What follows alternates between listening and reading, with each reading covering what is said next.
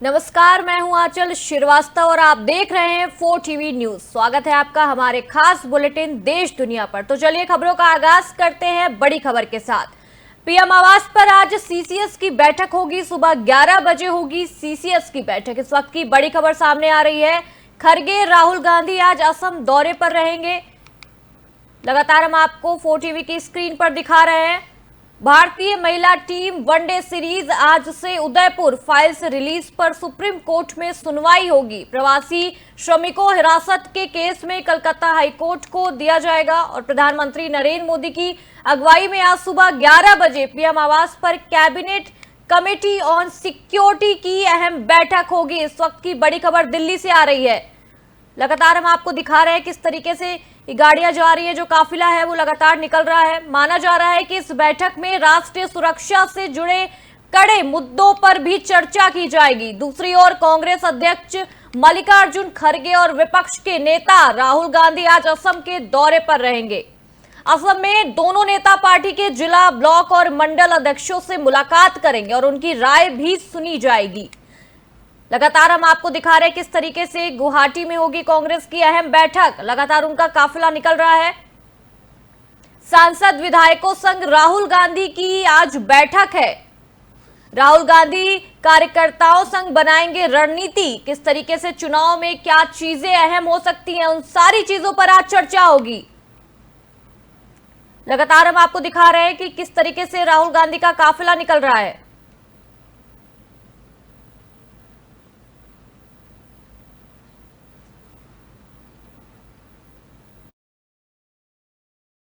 तरीके से राहुल गांधी का काफिला निकल रहा है।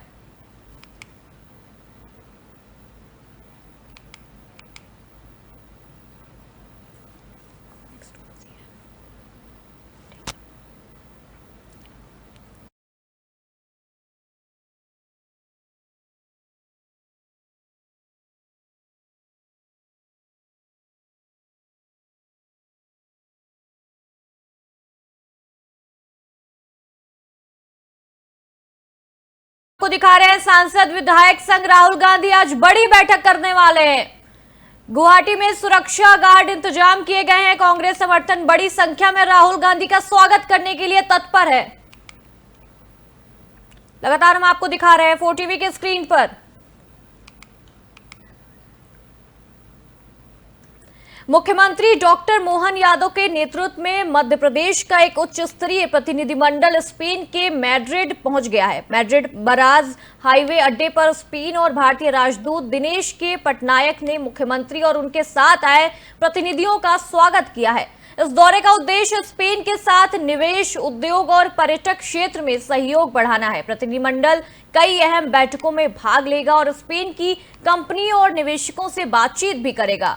मुख्यमंत्री डॉक्टर मोहन यादव ने कहा है कि मध्य प्रदेश में निवेश के लिए अपार संभावनाएं हैं और सरकार राज्य में उद्योग को हर संभव सहयोग दे रही है। इस दौरे से दोनों देशों के बीच कारोबारी रिश्ते और भी ज्यादा मजबूत होने की उम्मीद जताई जा रही है।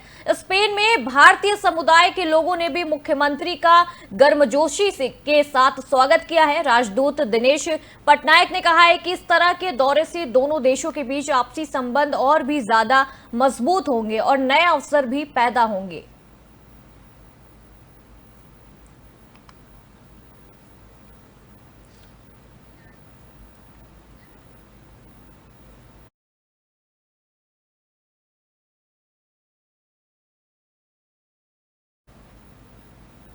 अगली खबर दिल्ली से आ रही है। दिल्ली की मुख्यमंत्री रेखा गुप्ता ने मंगलवार को made in mind build in Bharat प्रेगनायर समिति में हिस्सा लिया है। इस समिति में देश भर से आए युवा उद्यमियों ने भाग लिया है और अपने नए आइडिया और स्टार्टअप मॉडल पेश किया है। सीएम रेखा गुप्ता ने युवाओं को संबोधित करते हुए कहा है कि देश की तरक्की में युवा उद्यमियों की भूमिका सबसे अहम मानी जाती है और उन्होंने कहा है कि सरकार स्टार्टअप को बढ़ावा देने के लिए हर संभव मदद करेगी। मुख्यमंत्री ने कई स्टार्टअप प्रदर्शनी भी देखी है और युवाओं से उनके प्रोजेक्ट के बारे में जानकारी भी ली है। उन्होंने कहा है कि युवाओं के नए आइडिया ही आत्मनिर्भर भारत की असली ताकत है। समिति में सरकार, अधिकारियों, उद्योगपति और विशेषज्ञों ने भी युवाओं को मार्गदर्शन दिया है। सीएम रेखा गुप्ता ने भरोसा दिलाया है कि दिल्ली सरकार नए उद्यमियों को फंडिंग और मार्केटिंग में पूरा सहयोग देगी, ताकि देश में रोजगार के नए अवसर पैदा हो और मेड इन इंडिया का सपना और भी ज्यादा मजबूत हो और जल्द से जल्द पूरा हो।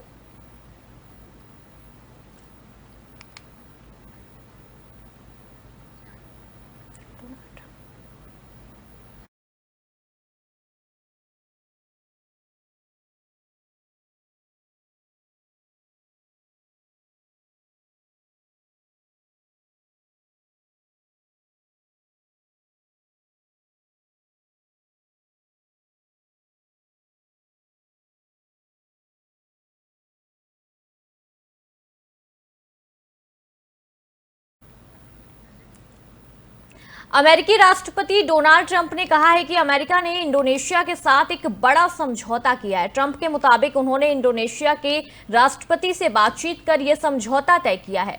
ट्रंप ने कहा है कि इस समझौते के तहत अब अमेरिका को इंडोनेशिया में हर चीज तक पूरी पहुंच मिलेगी। ट्रंप ने खास तौर पर कहा है कि इंडोनेशिया तांबे के मामले में बहुत मजबूत है और अब अमेरिका को तांबे समेत सभी संसाधनों तक पहुंच मिलेगी, वो भी बिना किसी शुल्क के। उन्होंने कहा है कि इस समझौते से अमेरिकी कंपनियों को इंडोनेशिया में निवेश और व्यापार करने में पहले से ज्यादा आसानी होगी। ट्रंप ने यह भी दावा किया है कि पहले अमेरिका को इंडोनेशिया जैसे देशों में इतनी आजादी नहीं थी, लेकिन अब यह संभव हो पाया है। उन्होंने कहा है कि भारत के साथ भी इसी तरह की बातचीत चल रही है, ताकि अमेरिकी कंपनियों को भारत में भी और ज्यादा पहुंच मिल सके। ट्रंप ने कहा है कि यह कदम अमेरिका की आर्थिक स्थिति को और भी ज्यादा मजबूत बनाएगा।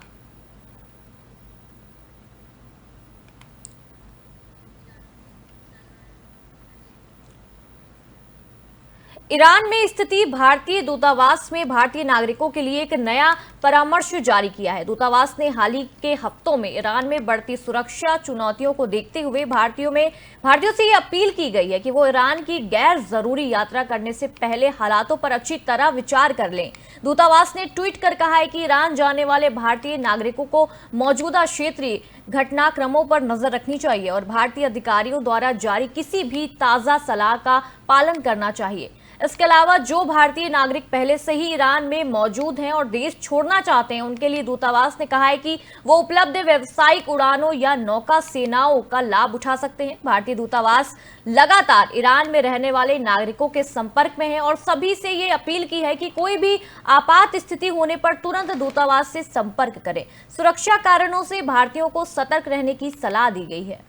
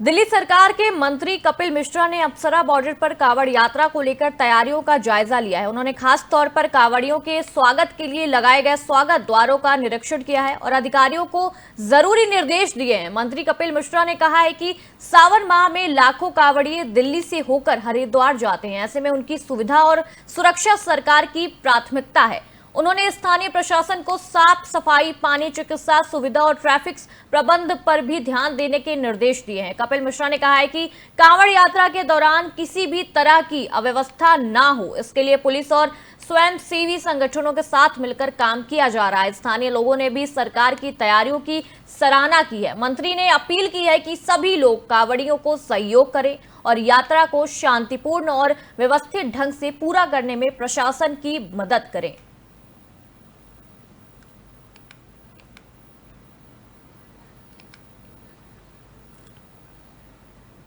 नेपाल की राजनेता मंजू खंड आज उज्जैन के प्रसिद्ध श्री महाकालेश्वर मंदिर पहुंचे और भस्म आरती में शामिल हुई। मंजू खंड ने सुबह तड़के भगवान महाकाल का विशेष दर्शन किया और भस्म आरती के दिव्य दृश्य को देखा।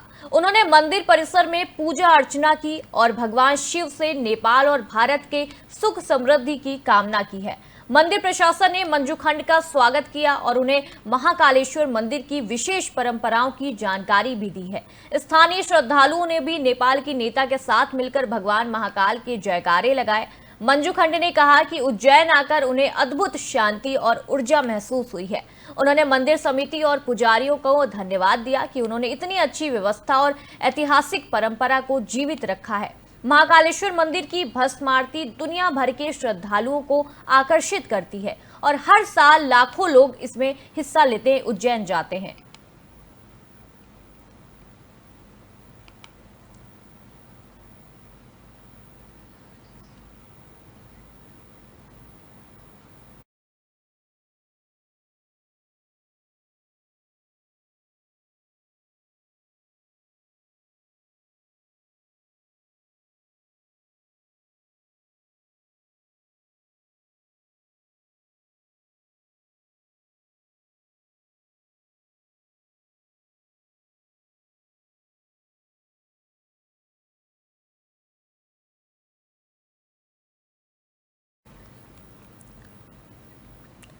सावन माह की शिवरात्रि और कांवड़ यात्रा के दौरान कांवड़ियों की भारी आवाजाही को देखते हुए मेरठ प्रशासन ने बड़ा फैसला लिया है। मेरठ के डीएम ने आदेश जारी कर जिले के सभी स्कूल और कॉलेज 16 जुलाई से 23 जुलाई तक बंद रखने के निर्देश दिए गए हैं। हर साल कांवड़ यात्रा में लाखों श्रद्धालु मेरठ होते हुए हरिद्वार की ओर जाते हैं और जिससे सड़कें और प्रमुख मार्गों पर काफी भीड़ रहती है। इसी वजह से बच्चों की सुरक्षा और ट्रैफिक जाम से बचाव के लिए फैसला लिया गया है। डीएम ने कहा है कि इस दौरान स्कूल कॉलेजों में कोई भी शैक्षणिक गतिविधियां नहीं होगी। अभिभावकों ने प्रशासन के इस फैसले का स्वागत किया है और कहा है कि इससे बच्चों को भीड़भाड़ और अव्यवस्था से राहत मिलेगी। पुलिस और प्रशासन ने कांवड़ यात्रा को लेकर सुरक्षा के कड़े इंतजाम किए हैं। जगह जगह पर बैरिकेडिंग, ट्रैफिक डायवर्जन और पुलिस बल की तैनाती भी की गई है ताकि कांवड़ यात्रा शांतिपूर्ण ढंग से पूरी हो सके।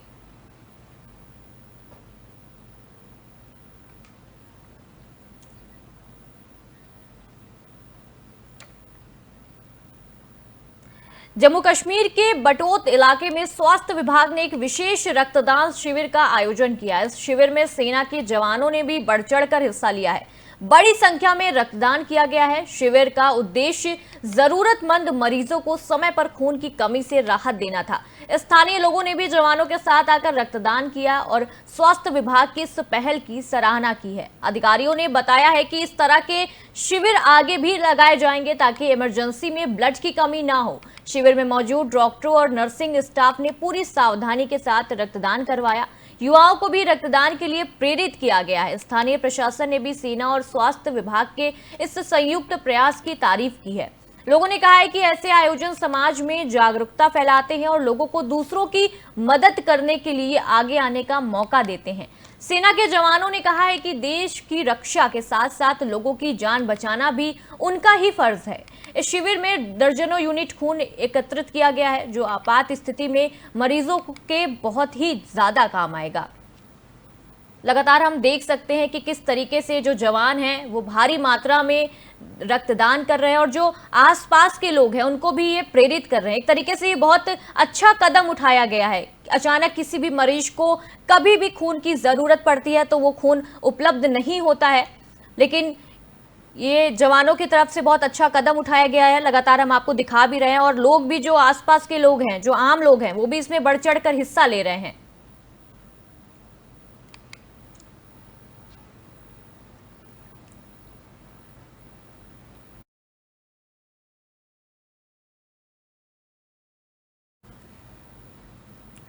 दिल्ली के द्वारका से एक दिल दहलाने वाली खबर सामने आ रही है। द्वारका स्थित सेंट थॉमस स्कूल में आज बम की धमकी फिर से मिली है और उसमें हड़कंप भी मच गया है। स्कूल प्रशासन को जैसे ही धमकी मिली, जानकारी मिली है, तुरंत पुलिस को सूचित किया गया है। दिल्ली पुलिस की टीम मौके पर पहुंची और स्कूल परिसर को खाली कराया गया है। बम स्क्वाड और डॉग स्क्वाड ने पूरे स्कूल की गहन तलाशी ली है, लेकिन अब तक कुछ भी संदिग्ध नहीं मिला है। बच्चों और स्टाफ को सुरक्षित बाहर निकाला गया है। पुलिस का कहना है कि धमकी की जांच की जा रही है और पता लगाया जा रहा है कि ये अफवाह किसने फैलाई है, किसी ने शरारत की है। स्कूल के आसपास सुरक्षा बढ़ा दी गई है ताकि किसी भी अप्रिय घटना से निपटा जा सके। स्थानीय लोग भी स्कूल के बाहर जमा हो गए हैं और अपने बच्चों की सुरक्षा को लेकर चिंतित नजर आ रहे हैं। फिलहाल पुलिस की जांच जारी है और लोगों से ये अपील लगातार की जा रही है कि अफवाहों पर ध्यान ना दें। दिल्ली में पिछले कुछ समय से इस तरह की धमकियां बढ़ रही हैं, जिससे प्रशासन सतर्क है।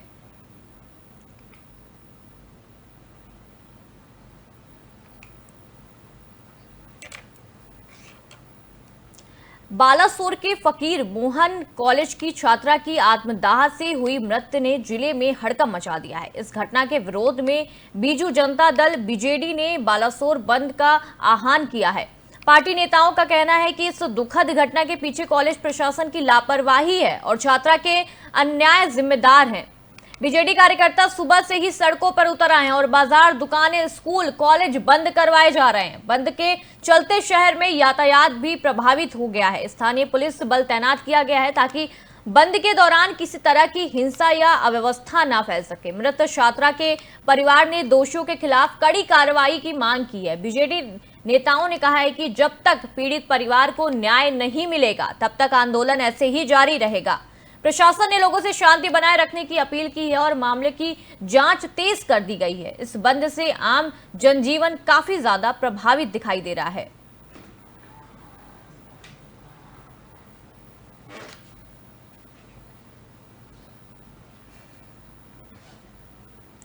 ग्वालियर में लगातार भारी बारिश के चलते तिघरा बाग का जलस्तर काफी ज्यादा बढ़ गया है। जलस्तर बढ़ने के बाद प्रशासन ने एहतियात के तौर पर तिघरा बाग के गेट खोल दिए हैं। बाग से पानी छोड़ने जाने के कारण आसपास के जो इलाके हैं उसमें अलर्ट भी जारी कर दिया गया है।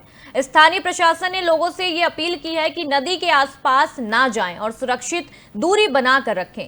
जल संसाधन विभाग के अधिकारियों ने बताया है कि भारी बारिश के कारण बाग में पानी की आवक जो है वो बहुत ज्यादा बढ़ गई थी, इसलिए पानी छोड़ना जरूरी हो गया था। तिघरा बाग ग्वालियर शहर की पानी सप्लाई का एक बड़ा जरिया है। गेट खुलने से नदी और नालों में पानी का बहाव भी तेज हो गया है। जैसे कि देखा जा रहा है किस तरीके से तेज बहाव हो गया है और प्रशासन इसमें लगातार बचाव दलों को अलर्ट मोड पर रखा है।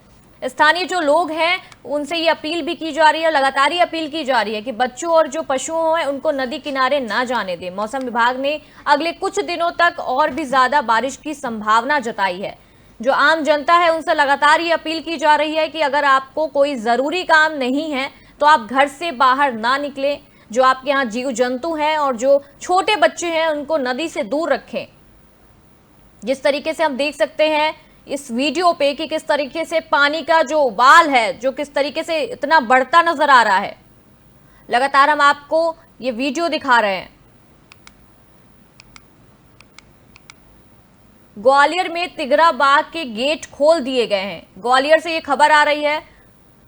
लगातार बारिश के चलते उसमें वहां पे अलर्ट जारी किया गया है और लोगों से ये अपील लगातार की जा रही है कि अगर आपको कोई जरूरी काम नहीं है तो आप घर से बाहर ना निकलें। मौसम विभाग ने और भी ज्यादा तेज बारिश की चेतावनी दी है। लगातार मौसम विभाग ये अपील कर रहा है और प्रशासन भी लगातार ये अपील कर रहा है कि आप लोग घर से बाहर ना निकले। जिस तरीके से ये पानी का जो बहाव है वो लगातार देखा जा रहा है कि कितना भयानक और कितना डरावना लग रहा है।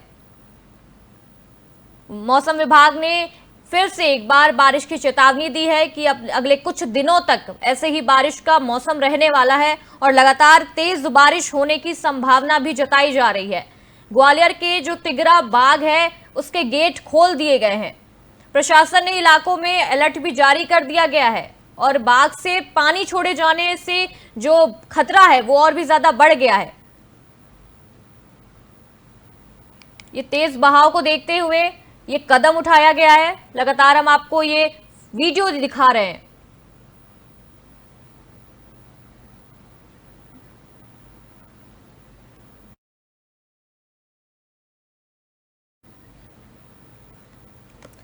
तो ये थी देश दुनिया की आज की बड़ी खबरें। ऐसे ही खबरों का सिलसिला जारी रहेगा और आप देखते रहिए 4 टीवी न्यूज। नमस्कार।